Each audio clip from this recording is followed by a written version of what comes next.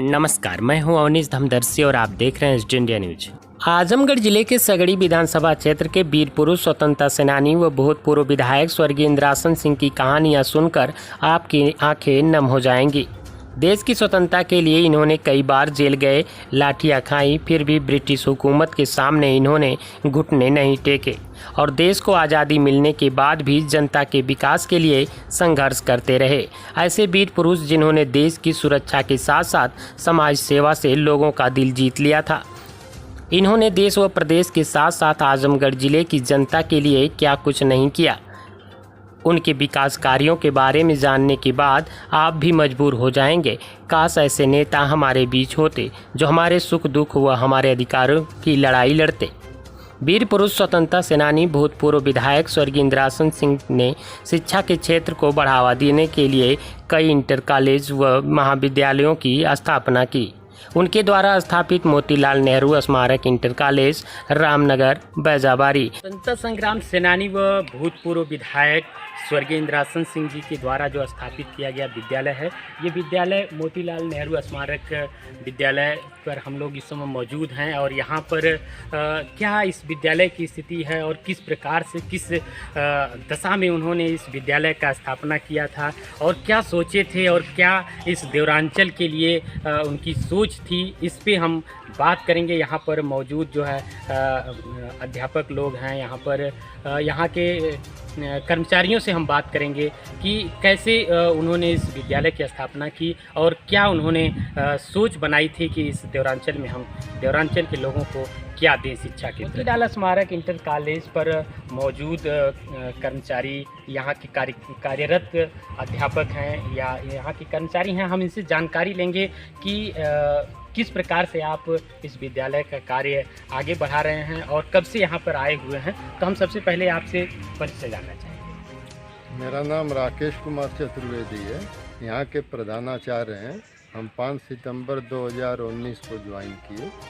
इस विद्यालय पे आप कार्यरत हैं और आपको बड़ी खुशी होती होगी कि स्वतंत्रता संग्राम सेनानी एवं भूतपूर्व विधायक स्वर्गीय इंद्रासन सिंह जी के द्वारा स्थापित इस विद्यालय पे आप कार्यरत हैं। कैसा फील होता है आपको?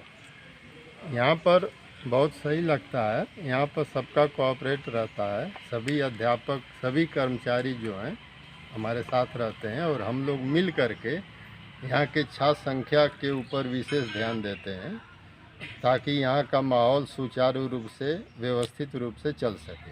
वीर पुरुष स्वतंत्रता संग्राम सेनानी व भूतपूर्व विधायक जी के बारे में आप बच्चों को किस प्रकार की शिक्षा देते हैं सर? इनके जीवन के विषय में बताते हैं कि ये कितना संघर्ष करके इस विद्यालय की स्थापना किए और इन्हीं के पचिन्हों पर चल करके हम लोग इस विद्यालय को आगे बढ़ाना चाहते हैं।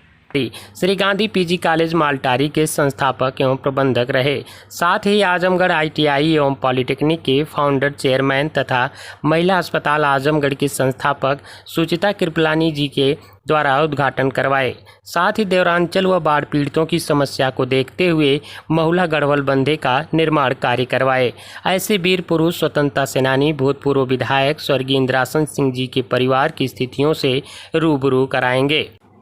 उनके घर जाने से पहले ही स्मृति द्वार बना है तथा रास्तों की हाल देखकर आप सोचने को मजबूर हो जाएंगे, जिन्होंने देश व प्रदेश तथा अपने ज़िलों में कितने विकास कार्य किए। ऐसे वीर स्वतंत्रता सेनानी भूतपूर्व विधायक स्वर्गीय इंद्रासन सिंह के परिवार के आवागमन में कितनी कठिनाइयों का सामना करना पड़ता है।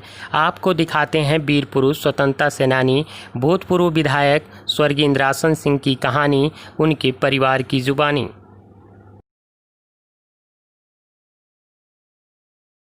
मैं हूं अवनीश धमदर्शी और आप देख रहे हैं एसडी इंडिया न्यूज। और हम इस समय पहुंच चुके हैं आजमगढ़ जिले के सगड़ी तहसील क्षेत्र के ये भदौरा गांव है, जहां पर वीर पुरुष स्वतंत्रता संग्राम सेनानी स्वर्गीय इंद्रासन सिंह जी के परिवार है और इनका ये मकान है। और यहाँ पे परिवार में कौन कौन लोग रहते हैं, कैसे थे ये वीर पुरुष, उनके बारे में क्या कुछ जानकारी मिलती है, आपको हम दिखाएंगे।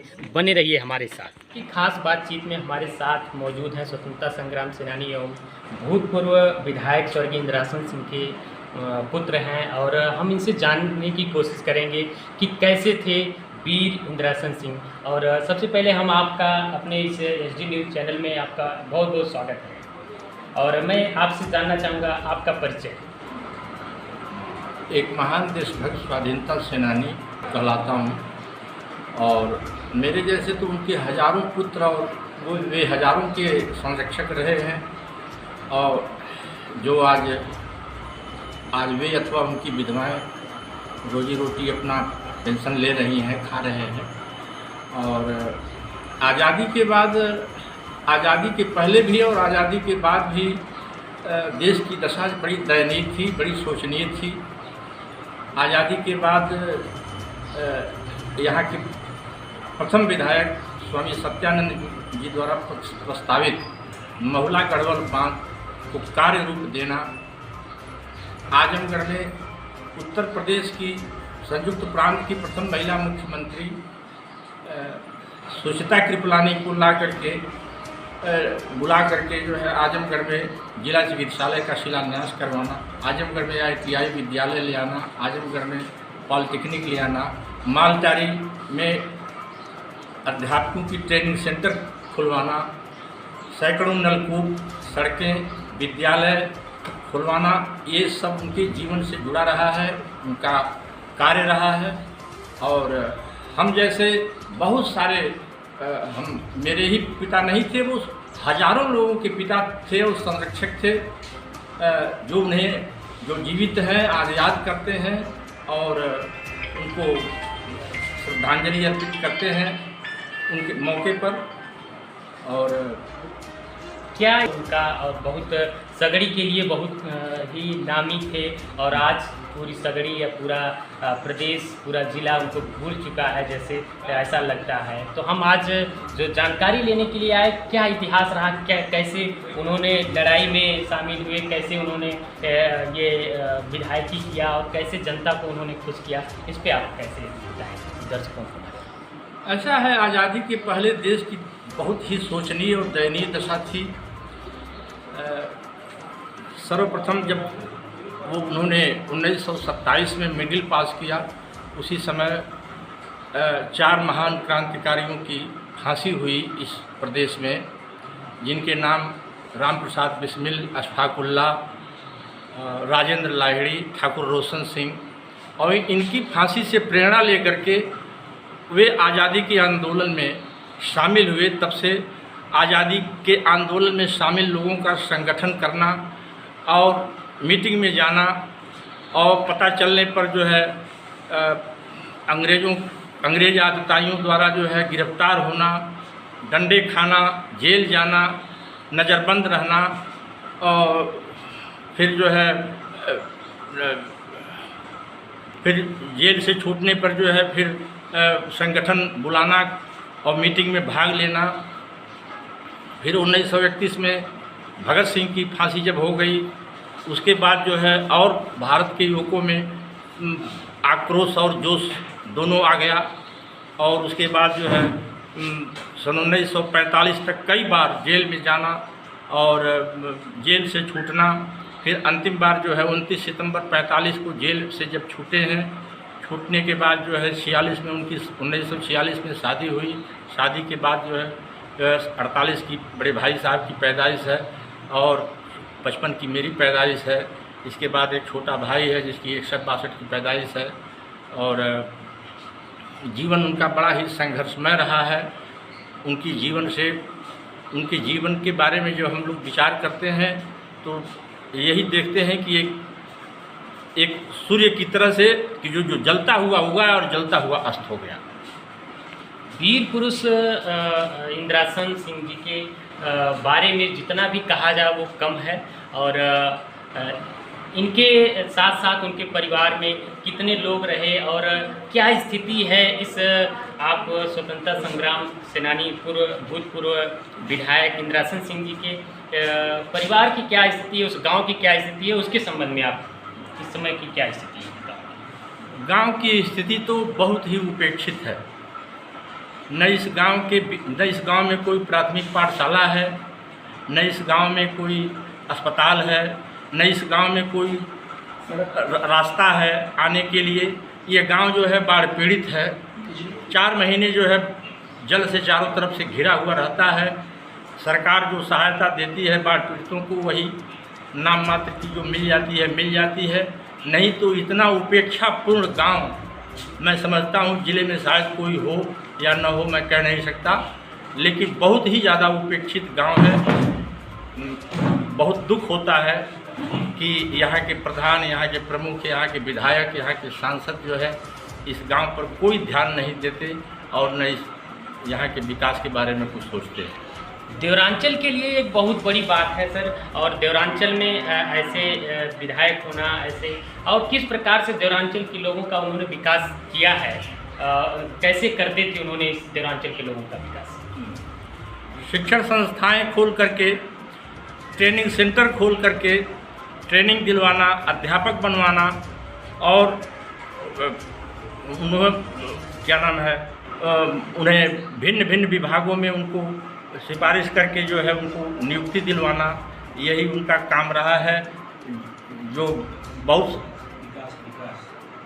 जो है सैकड़ों नलकूप इस सगड़ी विधानसभा में, और ये नदवा सरार से लेकर के बिलरियागंज तक पहली बार पिच बनी थी, वही बनवाए थे। बिलरियागंज से रौनापाट तक पहली बार पिच बनी थी, वही बनवाए थे। मौला गढ़वाल बांध जो स्वामी सत्यानंद जी द्वारा प्रस्तावित था, प्रस्तावित करके वो बेचारे दिवंगत हो गए, उसको कार्य रूप देना जो है इन्हीं का काम रहा है। और ये जो आजकल सबके रास्ते के लिए जो है सुलभ, सबका रास्ता सुलभ हो गया है आने जाने के लिए। और सर एक बड़ी बात हम पूछना चाहेंगे कि इस समय आपके परिवार में कितने लोग? हमारे परिवार में 3 भाई हम लोग हैं।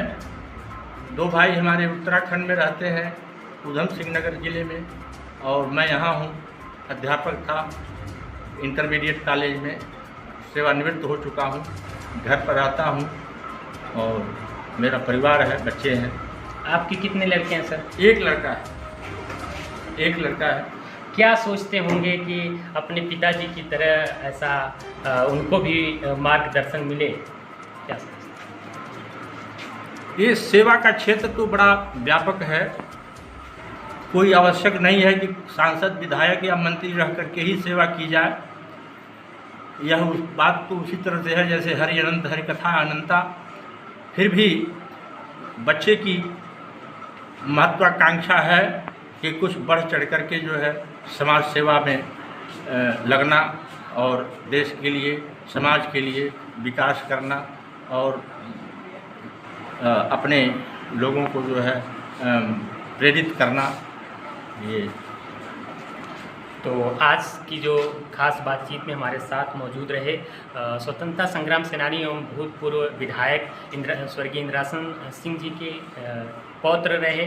अभी और भी परिवार में लोग हैं, उनसे भी हम बातचीत करेंगे और उनसे जानकारी लेंगे कि क्या आप उनसे सीखते हैं और क्या जानने की कोशिश करेंगे और कैसे आप समाज की सेवा करना चाहेंगे। अपने पूर्व परिवार से आप क्या सीखे हैं और क्या लोगों को दिशा निर्देश देंगे? सर मेरा नाम अलील सिंह है, मैं भदौरा का ही रहने वाला हूँ। आपके गांव में वीर पुरुष स्वतंत्रता संग्राम सेनानी एवं भूतपूर्व विधायक स्वर्गीय इंद्रासन सिंह जी इस गांव के रहने वाले थे और आपके ही गांव के रहने वाले थे। कैसा उनका विचार था और उनसे आप लोग क्या शिक्षा लेते हैं? वो मेरे बाबा लगते थे। उनका तो बहुत ही स्वभाव ही बहुत अच्छा था। सुनने को मिलता है कि मैं देखा तो नहीं हूँ, लेकिन ये चीज़ है कि सर्विस उनका जो कार्यकाल रहा विधायक का बहुत ही सराहनीय रहा। और जितना कि आज के नेतागण जो हैं नहीं कर सकेंगे जितना उन्होंने किया है देश के लिए, सगड़ी के लिए और गांव के लिए, उनका बहुत ही सराहनीय कार्य था। बातचीत की अगली कड़ी में हम जो बात करेंगे इस महापुरुष जो स्वतंत्रता संग्राम सेनानी एवं भूतपूर्व विधायक स्वर्गीय इंद्रासन सिंह जी के परिवार में घर की तरह रहने वाले और उनके परिवार में पूरी तरह से योगदान देने वाले और उनके जीती जी उनके परिवार में कैसे रहे और मैं इनसे भी बात करूंगा और मैं जानकारी लूंगा कि कैसे थे वीर पुरुष इंद्रासन सिंह। क्या नाम है आपका? राम। अच्छा, कितने दिनों से आप इस परिवार में आप रह रहे हैं? हम 40 साल हो गए। कहाँ के रहने वाले हैं आप? हाजीपुर। हाजीपुर के रहने वाले हैं। इस परिवार में आप 40 वर्षों से रह रहे हैं। कैसा लगा इस परिवार में रह करके? परिवार में अगर अच्छा ना लगा तो कैसे रही। और आप जो है इस स्वतंत्रता संग्राम सेनानी भूतपूर्व विधायक स्वर्गीय इंद्रासन सिंह जी को भी देखा होगा। हाँ, 2 साल उनके साथ रहा। उनके साथ रहे। कैसे थे वो? बहुत अच्छे थे। क्या करते थे समाज के लिए? समाज के लिए बहुत काम पहले हुआ। अब हम उतना पढ़ा लिखा चाहिए ना जानकारी है। लेकिन आप देखे हैं कि किस प्रकार से वो समाज के साथ मौजूद हैं। स्वतंत्रता संग्राम सेनानी एवं भूतपूर्व विधायक स्वर्गीय इंद्रासन सिंह जी के पौत्र हैं और इनसे हम जानना चाहेंगे कि सबसे पहले आपका परिचय, नाम क्या है आपका? मेरा नाम आलोक प्रताप सिंह है। मैं स्वर्गीय श्री इंद्रासन सिंह का पौत्र हूँ और मैं इस समय सहकारिता विभाग में कार्यरत हूँ। मेरा बैकग्राउंड जो है चूँकि परिवार से निर्दिष्ट रहा है, इसलिए आधुनिक भी हूँ लेकिन थोड़ा सांस्कृतिक पद्धतियों से लवरेज भी। देवरांचल में वीर पुरुष रहे स्वर्गीय इंद्रासन सिंह जी के आप पौत्र हैं और महानता की क्या विशेषताएं, क्या विचार किया जाए उस पर बहुत कुछ है, लेकिन हम जानना चाहेंगे कि उनसे आप क्या सीखे हैं और समाज को आप क्या दिशा निर्देश देना चाहेंगे? सबसे पहली बात तो ये है कि हमारे पूज्य बाबा जी काफ़ी प्रेरणादायक हैं, लेकिन उससे भी महत्वपूर्ण ये है कि हम समाज के लिए क्या कर पाते हैं और क्या दे पाते हैं, मायने यही रखता है। उनको मैंने देखा तो नहीं है, लेकिन लोगों से जब सुनता हूँ, परिवार के सदस्यों से सुनता हूँ, तो काफ़ी अच्छा लगता है सुन के कि उनका लहू जो है हमारे रगों में दौड़ रहा है। शायद इसी नाते मैं भी समाज सेवा में या लोक जनसत्ता में थोड़ा सा अपनी भागीदारी को अच्छा करना चाहता हूँ। ऐसे वीर पुरुष स्वतंत्रता संग्राम सेनानी व पूर्व विधायक स्वर्गीय इंद्रासन जी के परिवार से आप हैं और इस सगड़ी में पूरे ज़िले में और पूरे प्रदेश में जैसा कि माना जाए उनका नाम रहा होगा, और कैसे रहा और इसके बारे में आप परिवार से क्या सीखे हैं, क्या कुछ जानकारी हमारे दर्शकों को जरूर बताइए। उनके बारे में बहुत सारी जानकारियां हैं मेरे पास। मैंने तथ्यों को काफ़ी ढूंढा है पिछले 4-5 सालों में। एक बार लखनऊ कांग्रेस कमेटी में भी गया तो वहाँ से एक पत्र मिला जिसमें ये पता चला कि वो उस समय के कांग्रेस वर्किंग कमेटी के कोषाध्यक्ष हुआ करते थे। हल्द्वानी में गन्ना यूनियन के भी अध्यक्ष थे। वहाँ भी काफ़ी अच्छा काम उन्होंने किया। पंडित गोविंद बल्लभ पंत के काफ़ी करीबी और चंद्रभान गुप्ता जी जो उस समय मुख्यमंत्री हुआ करते थे उनके खास करीबी थे। और यहाँ शिक्षण संस्थाओं में उन्होंने गांधी पीजी कॉलेज के फाउंडर, चेयरमैन और संस्थापक भी रहे और यहीं मोतीलाल नेहरू स्मारक इंटर कॉलेज के प्रबंधक एवं फाउंडर, संस्थापक भी रहे। गांव के विकास के बारे में अगर बात की जाए तो किसी से पूछने या कहने की कोई आवश्यकता नहीं है। सारे लोग समरूपता और एक भाव से आपको ये सारी चीज़ें बता देंगे। लेकिन सबसे महत्वपूर्ण बात यह है कि देवरांचल में उनके बाद विकास को एजेंडा मानकर या विकास को अंकित करके कोई भी नेता या जो पदाधिकारी हों उन्होंने उतना ध्यान नहीं दिया। देवरांचल उनके जाने के बाद आज भी वीरान और सुनसान सा लगता है। तो आज खास बातचीत में हमारे साथ मौजूद रहे स्वतंत्रता संग्राम सेनानी एवं भूतपूर्व विधायक स्वर्गीय इंद्रासन सिंह का परिवार से हम बातचीत कर रहे थे। ऐसी ही कहानी को लेकर के फिर मौजूद होंगे एसडी इंडिया न्यूज़ पे। आप देख रहे हैं कैमरामैन गोविंद के साथ मैं अवनीश धमदर।